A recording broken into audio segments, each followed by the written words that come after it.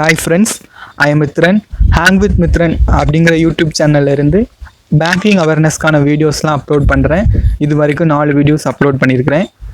இன்றைக்கி நம்ம என்ன பார்க்க போகிறோம் அப்படின்னா, ஃபினான்ஷியல் இன்ஸ்டிடியூஷன்ஸ் இன் இந்தியா. இந்தியாவில் உள்ள ஃபினான்ஷியல் இன்ஸ்டிடியூஷன்ஸ் பற்றி பார்க்க போகிறோம்.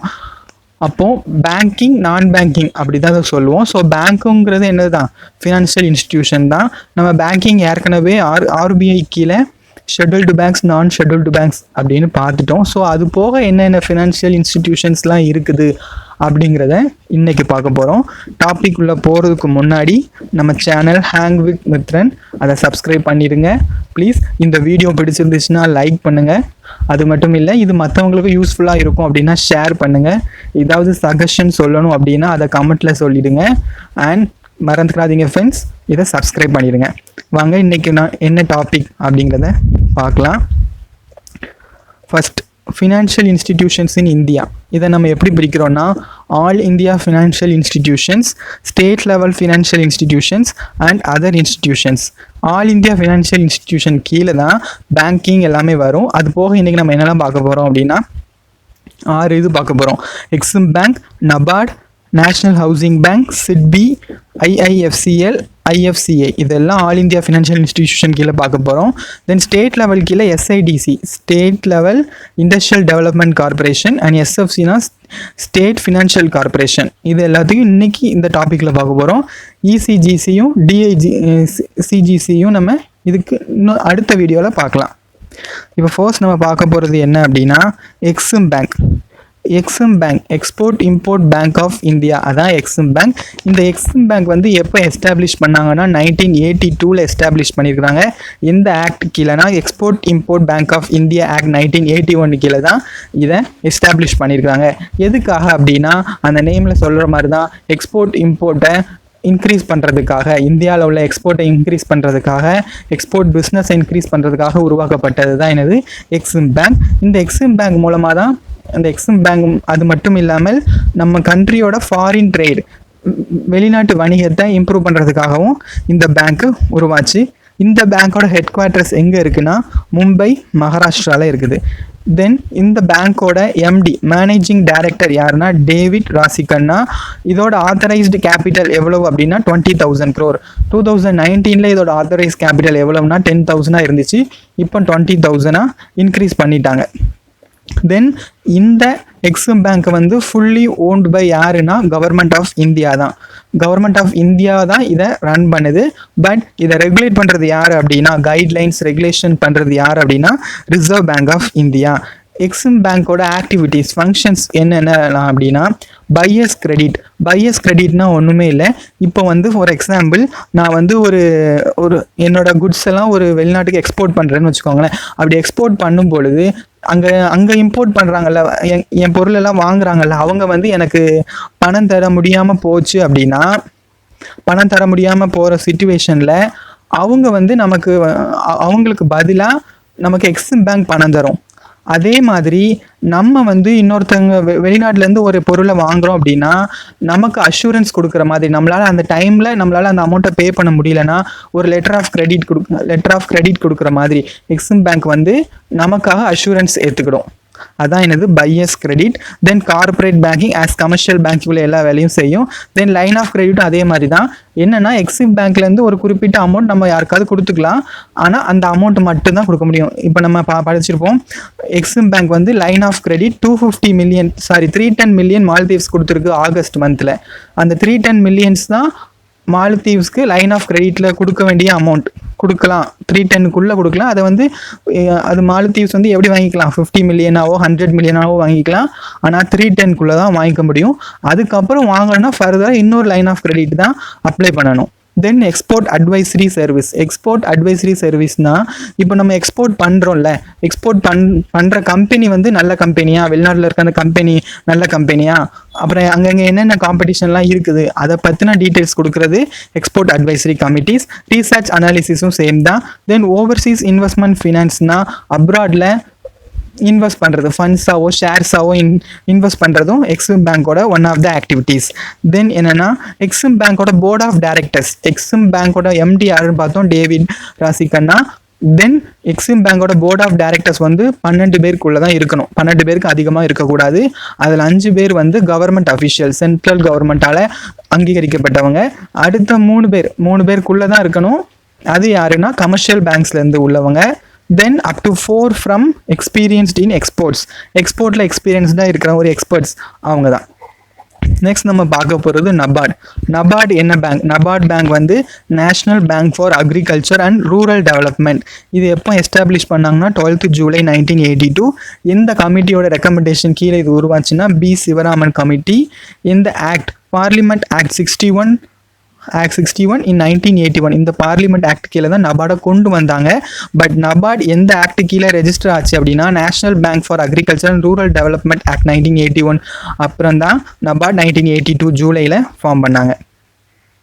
தென் நபார்டோட வேலை என்ன? நபார்டு வந்து ஏற்கனவே பார்த்த மாதிரி கோஆப்ரேட்டிவ் பேங்க்ஸையும் ஆர்ஆர்வியும் ரெகுலேட் அண்ட் சூப்பர்வைஸ் பண்ணுது. நபார்டோட ஹெட் குவார்ட்டர்ஸ் எங்கே இருக்குன்னா மும்பை, மகாராஷ்டிராவில் இருக்குது. நபார்ட் பேங்கோட சேர்மன் யாருன்னா GR சிந்தாலா. தென் நபார்டு வந்து ஸ்டார்டிங்கில் எவ்வளோ கேபிட்டல் வச்சு ஸ்டார்ட் பண்ணாங்க 1982லனா 100 crore. இப்போ நபார்டோட ஆத்தரைஸ்ட் கேபிட்டல் எவ்வளோ அப்படின்னா 30,000 crore. It was dedicated to NABARD வந்து 5th November 1982ல் நாட்டுக்காக அர்ப்பணிக்கிறதுன்னு சொல்கிற மாதிரி நபார்டு பேங்கை யாரோட நினைவாக November 5, 1982 அர்ப்பணிச்சாங்கன்னா லேட் பிரைம் மினிஸ்டர் இந்திரா காந்தியோட ஞாபகார்த்தமாக. நெக்ஸ்ட் வந்து ஃபங்க்ஷன்ஸ் ஆஃப் நபார்டோட ஃபங்க்ஷனை 3 பிரிக்கலாம். எப்படின்னா ஃபினான்ஷியல், டெவலப்மெண்ட், சூப்பர்வைசரி. ஃபினான்ஷியலாக எப்படி பிரிக்கலாம்னா நபார்டு வந்து லோன் கொடுக்குது. எப்படி லோன் கொடுக்குறாங்கன்னா மேஜராக அது எதுக்காக நபார்டே உருவாக்குனாங்கன்னா ரூரல் ஏரியாஸையும் அக்ரிகல்ச்சரையும் இம்ப்ரூவ் பண்ணுறதுக்காக தான் நபார்டே உருவாக்குனாங்க. ஸோ நபார்டு எதுக்காகலாம் லோன் கொடுப்பாங்க அப்படின்னா ரூரல் ஏரியாவில் உள்ள இன்ஃப்ராஸ்ட்ரக்சரை இம்ப்ரூவ் பண்ணுறதுக்காகவும் ஃபுட் பார்க்ஸ், அக்ரிகல்ச்சருக்காக தான் நபார்டு வந்து லோன் கொடுப்பாங்க. ரீஃபினான்ஸ் பண்ணுவாங்க. ரீஃபினான்ஸ்னால் ஒரு லோன் இருக்கும்போதே அதை டேலி பண்ணி இன்னொரு லோன் கொடுக்குறது என்னது ரீஃபினான்ஸ்.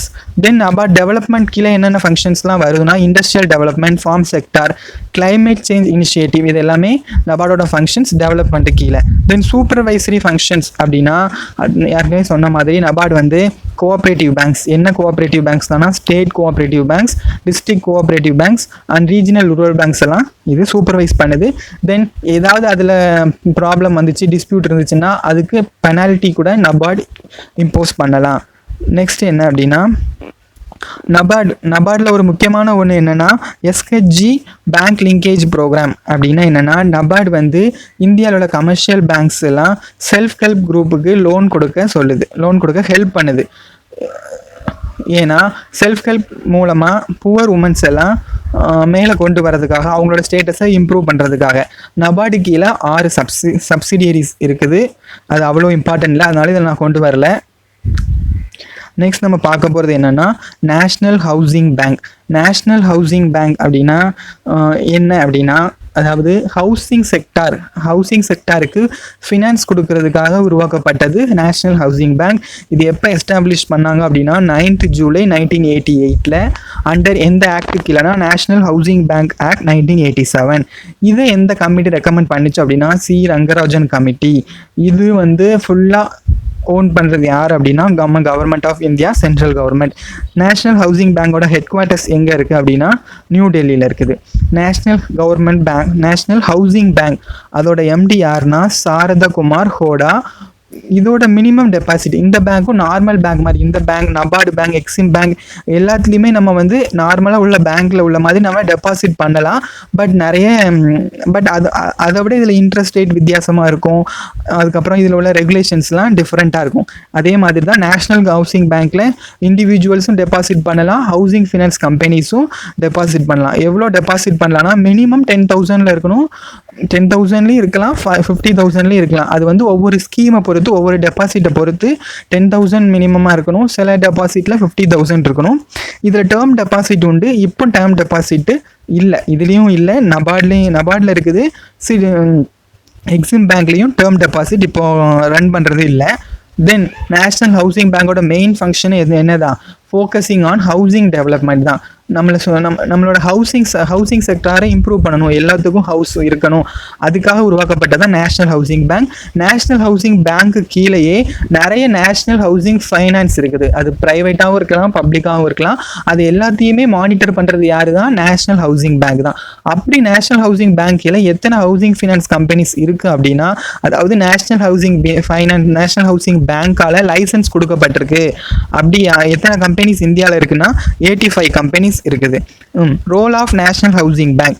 நேஷனல் ஹவுசிங் பேங்கோட ஃபங்க்ஷன் என்ன அப்படின்னா, ஹவுசிங் ஃபினான்ஸ் கம்பெனிஸை ரெகுலேட் பண்ணுறது, அதுக்கு அதை மானிட்டர் பண்ணி அதுக்கு தேவையான ஃபினான்ஷியல் சப்போர்ட் கொடுக்கறது, இது எல்லாமே நேஷனல் ஹவுசிங் பேங்கோட வேலை தான். தென் நேஷனல் ஹவுசிங் பேங்க் சென்ட்ரல் கவர்மெண்ட்டோட சேர்ந்து ஒரு இனிஷியேட்டிவ் ஆரம்பிச்சிருக்காங்க. அது என்னதுன்னா ஹவுசிங் ஃபார் ஆல் பை 2022. அது எந்த ஸ்கீம் அப்படின்னா பிரதான் மந்திரி ஆவாஸ் யோஜனா, PMAYU அப்படிங்கிற ஸ்கீமுக்கு கீழே எல்லோருக்கும் ஹவுசிங் வேணும் அப்படின்னு எந்த ஏற்படும்னா 2022. இது வந்து national housing bank plus central கவர்மெண்ட்டோட ஒரு இனிஷியேட்டிவ். நேஷனல் ஹவுசிங் பேங்க் வந்து மெயினாக எதுக்காக அப்படின்னா ஹவுசிங் செக்டாரை இம்ப்ரூவ் பண்ணுறதுக்காக தான் நேஷனல் ஹவுசிங் பேங்க், மறந்துடாதீங்க. நெக்ஸ்ட் நம்ம பார்க்க போகிறது என்னென்னா சிட்பினா small industrial development bank of India தான் சிட்பி. நேம் சொல்கிற மாதிரியே இந்தியாவில் உள்ள ஸ்மாலர் இண்டஸ்ட்ரீஸ், MSME செக்டார்ஸ், அதை எல்லாத்தையும் மேம்படுத்துறதுக்காகவும் அவங்களோட பொருளாதாரத்தை வளர்ச்சியடைய செய்வதற்காகவும் அவங்களுக்கு financial support, expert advice committee, அது மூலமாக அவங்களுக்கு நிறைய தகவல்கள் சொல்கிறதுக்காகவும் உருவாக்கப்பட்டது தான் என்னது SIDBI, small industrial development bank of India. இது எப்போ இந்தியாவில் எஸ்டாப்ளிஷ் பண்ணாங்க அப்படின்னா 2 ஏப்ரல் 1990. இதோட ஹெட் குவார்ட்டர்ஸ் எங்கே இருக்குது அப்படின்னா லக்னோ இன் உத்தரப்பிரதேஷ். அதுக்கு அடுத்த சிட்பியில் வந்து யார் அதிகமாக ஸ்டேக் வச்சுருக்காங்க அப்படின்னா ஸ்டேட் பேங்க் ஆஃப் இந்தியா தான். ஸ்டேட் பேங்க் ஆஃப் இந்தியா தான் அதிகப்படியாக ஷேர் வச்சுருக்கிறாங்க சிட்பியில். அதுக்கு அடுத்து தான் யார்? Government of India 15%. இதோட MD யாருன்னா Mohammed Mustafa. Authorised capital of SIDBI எவ்வளவுனா 1000 crore. நெக்ஸ்ட் வந்து ஃபங்க்ஷன்ஸ் ஆஃப் சிட்பி ஃபர்ஸ்ட் என்னன்னா strengthen MSME sector and small industries by financing and development of micro small medium enterprise sector. அதாவது MSME செக்டார்ஸை strengthen பண்ணுறதுக்காக தான் MSME sector, small industries, அது எல்லாத்துக்கும் finance provide பண்ணி அதை வளர்ச்சியடை செய்கிறதுக்காக தான் உருவாக்கப்பட்டது சிட்பிலையும் ரீஃபினான்சிங் ஃபெசிலிட்டிஸ் உண்டு. சிட்பியில் வந்து short term loans, long term லோன்ஸ்லாம் ப்ரொவைட் பண்ணுறாங்க. மெயினாக சிட்பியோட ஃபங்க்ஷன்ஸ் என்னது தான் MSME செக்டாரை இம்ப்ரூவ் பண்ணுறதுக்காக தான் உருவாக்கப்பட்டதான் என்னது சிட்பி. நெக்ஸ்ட் வந்து சிட்பியோட சப்சிடியரிஸ் என்ன அப்படின்னா கிட்டத்தட்ட 7 சப்சிடியரிஸ் இருக்குது. சிட்பி வெஞ்சர் கேபிட்டல் லிமிடெட் 1999 உருவாக்கப்பட்டது. Then micro units development and refinancing agency 2015 உருவாக்கப்பட்டது. அதுதான் எனது முத்ரா. இது ரொம்ப முக்கியமான கொஸ்டின், கவர்மெண்ட் எக்ஸாமில் கேட்கலாம். முத்ரா வந்து எந்த பேங்க் கீழே சப்சிடியரியாக இருக்குது அப்படின்னா அது சிட்பி. தென் வேறு என்னெல்லாம் இருக்குன்னா acute ratings and research limited 2005 establish பண்ணாங்க. Indian SME asset reconstruction company இது 2008. Receivable exchange of India limited 2016. Credit guarantee fund trust for MSEs உடான் இது 2000 எஸ்டாப்ளிஷ் பண்ணது. Indian SME technology service limited 2005 establish பண்ணது. இந்த 7மே சிட்பி கீழே உள்ள சப்சிடியரிஸ் ஆர் அசோசியேட்ஸ். ஞாபகம் வச்சுக்க வேண்டியது என்னன்னா முத்ரா வந்து எது கீழே இருக்குன்னா சிட்பிக்கு கீழே தான் இருக்குது. தென் நம்ம பார்க்க போகிறது IIFCL, Indian infrastructure finance company limited. இது வந்து ஒரு நான் பேங்கிங் ஃபினான்ஸ் கம்பெனி. நேமில் சொன்ன மாதிரி தான் இந்தியாவில் உள்ள இன்ஃப்ராஸ்ட்ரக்சரை டெவலப் பண்ணுறதுக்காக, இன்ஃப்ராஸ்ட்ரக்சர் ப்ராஜெக்ட்ஸ்க்காக லோன் ப்ரொவைட் பண்ணுவாங்க. அதான் IIFCL. ஓகேவா? இது எப்போ எஸ்டாப்ளிஷ் பண்ணாங்கன்னா 2006 எஸ்டாப்ளிஷ் பண்ணாங்க. இதோட ஆத்தரைஸ்டு கேபிட்டல் எவ்வளவு அப்படின்னா 10,000 crore. ஏற்கனவே சொன்ன மாதிரி இது ஒரு நான் பேங்கிங் ஃபினான்ஸ் கம்பெனி. ND அப்படின்னா நான் டெபாசிட். இந்த ஃபினான்ஸ் கம்பெனியில் டெபாசிட் அக்செப்ட் பண்ண மாட்டாங்க. அதான் NBFC, நான் டெபாசிட் இந்தியன் ஃபினான்ஸ் கார்பரேஷன். ஓகேவா. இது எது கீழே இருக்குது அப்படின்னா ஆர்பிஐ கீழே தான் இருக்குது. ஆர்பிஐ தான் இதை ரெகுலேட் பண்ணுறாங்க. இதோட ஹெட் குவார்ட்டர்ஸ் எங்கே இருக்குது அப்படின்னா நியூ டெல்லியில் இருக்குது. இதோட எம்டி யாருன்னா பிஆர் ஜெய்சங்கர். தென் இதோட வேலையை என்னதுதான்னா ஃபினான்ஸ் பண்ணுறது. எதுக்காக அப்படின்னா இன்ஃப்ராஸ்ட்ரக்சரை டெவலப் பண்ணுறதுக்காக, world class infrastructure in India, அதை டெவலப் பண்ணுறதுக்காக. IIFCL கீழே உள்ள subsidiaries 3. India infrastructure finance company UK limited லண்டனில் இருக்குது. தென் IIFCL ப்ராஜெக்ட்ஸ் லிமிடெட், இது இந்தியாவில் தான் இருக்குது. IIFCL asset management company limited, இதுவும் இந்தியாவில் தான் இருக்குது. இந்த 3 தான் IIFCLோட சப்சிடிரிஸ். தென் இதோட ஃபங்க்ஷன்ஸ் என்ன அப்படின்னா lending funds for infrastructure projects in roads, power sector, transport. அதான் ஒவ்வொரு செக்டாரில் உள்ள இன்ஃப்ராஸ்ட்ரக்சரை டெவலப் பண்ணுறதுக்காக இது ஃபைனான்ஸ் சப்போர்ட் பண்ணுது.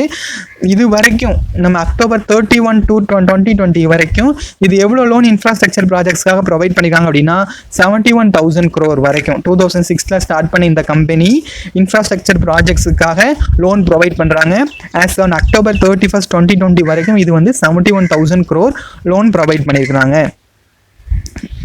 தென் வந்து என்னன்னா IFCI நெக்ஸ்ட் பார்க்குறது என்னன்னா IFCIனா industrial finance corporation of India. இது வந்து ஒரு நான் பேங்கிங் ஃபினான்ஸ் கம்பெனி தான். இது வந்து எப்போ எஸ்டாப்ளிஷ் பண்ணாங்கன்னா 1948 இது ஒரு நான் பேங்கிங் ஃபினான்ஸ் கமிட்டியாக ரெஜிஸ்டர் பண்ணிட்டாங்க.